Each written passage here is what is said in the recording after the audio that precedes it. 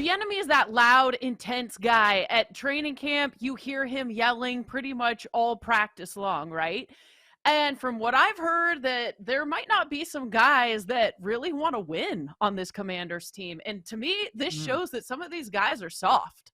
If you're complaining about getting yelled at by a guy who comes from a winning culture, you should walk out the door. I think that's totally lame and unacceptable. And the fact that Ron Rivera even spoke about this and almost has the players back over Bieniemy is another huge problem. Like, is he jealous of Bieniemy? Why even answer this question and go that far? It's like, once again, just when I thought the arrow could be pointing up on the Commanders, something like this happens, and they just continue to get in their own way. If I'm anyone in that building, I'm trusting Bieniemy. He's won championships, and you're gonna single him out like, oh, players are concerned you're a little bit too intense. I'd be like, shut up. This is ridiculous. Is it possible that Rivera is, do you put the blame or, the problematic features on the players, or do you do it on your new offensive coordinator, knowing full well that maybe you had a conversation with him saying, hey, I may say this or I might do this, but I have your back or whatever? I mean, it is sort of an awkward way to take care of things in general. And there's probably a more diplomatic way to where everybody's getting along, everything's fine. You're just dealing with, I wouldn't even call it personality conflicts. It's a new offensive culture. And with that comes some growing pains or some sort of way to say that. And that's not really what happened. So, I mean, I don't know how much stock to take in that, but definitely I'm with you, Aaron, that this is odd. I mean, the one thing I can compare it to is some players that I know that have played on several teams, and then they went and played with the Patriots, and then we're like, oh, like, I get it now. I know why they win, and there's a winning culture here. And some players may not be used to a winning culture, and they can't adjust. And maybe you should think about not being in the NFL if that's what you're going to do. But if you can't trust a man who does come from a winning culture and you're not going to buy in, then that's a huge problem at this stage heading into the regular season. When it comes to betting on preseason games, yes, defenses are vanilla. And so I understand, reacting a certain way when it comes to getting news that, starters will play or a first string quarterback will be out there, et cetera.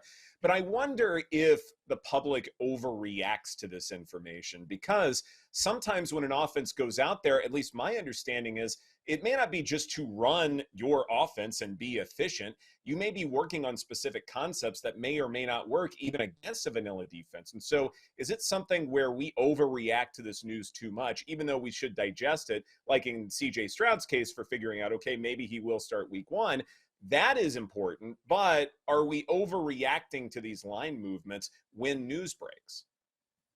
Yeah, I think so a lot of times. It just, you do have to look when it comes to preseason. I don't bet much preseason because it's honestly, it's very hard. I don't study the fourth string, fifth string guys on each roster. I can't lie. And when we do bet the preseason, you're sitting there in the fourth quarter, you're like, oh my goodness, what have I done? I don't know any of these players on the field right now, and I put my hard-earned money on it. But there are things you do look at if you're going to bet it. I think how the coaches approach it is huge. We know right now Sean McVay does not care about the preseason. Brandon Staley does not care about the preseason, but other guys, John Harbaugh famously, he cares. They try to win, and that's a big deal to me. If it's important in your culture of your team that, hey, we're going to go out and win these games because they're a competitive game and we want to go get this W, I think that does show up in the preseason because there are coaches who are just like you said, they're trying out concepts. They're not showing their hand, especially if they're going to face that preseason opponent in the regular season. So I think that along with you have to know, look, which coaches are going to play starters, what lineups are going to play. You do have to study. If you're going to bet preseason, you should be studying that or at least reading up on it.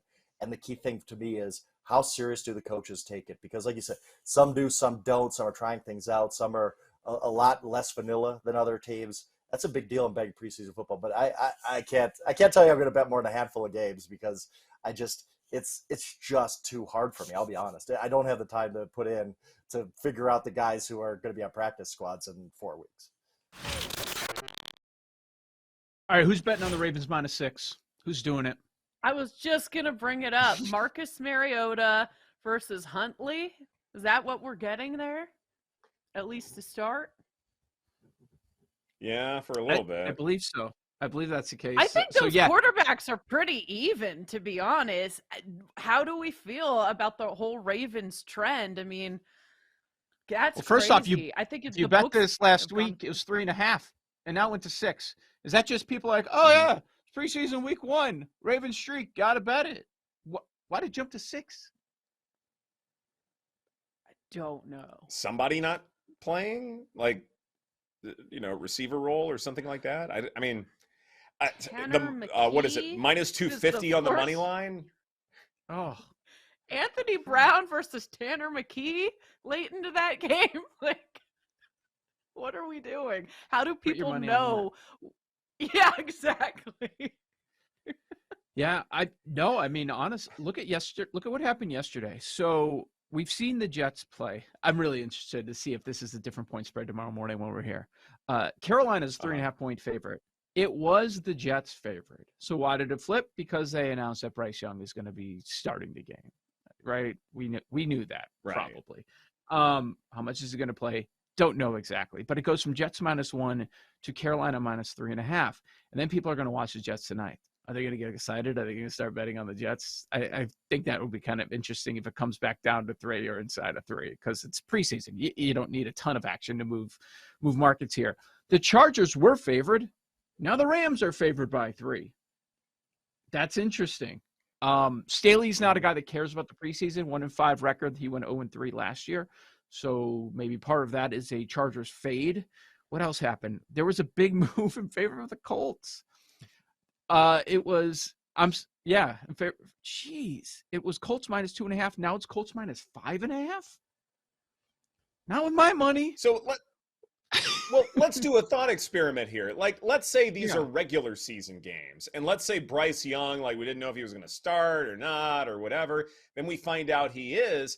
Again, he may just play a quarter. That's it. So Right. Yeah.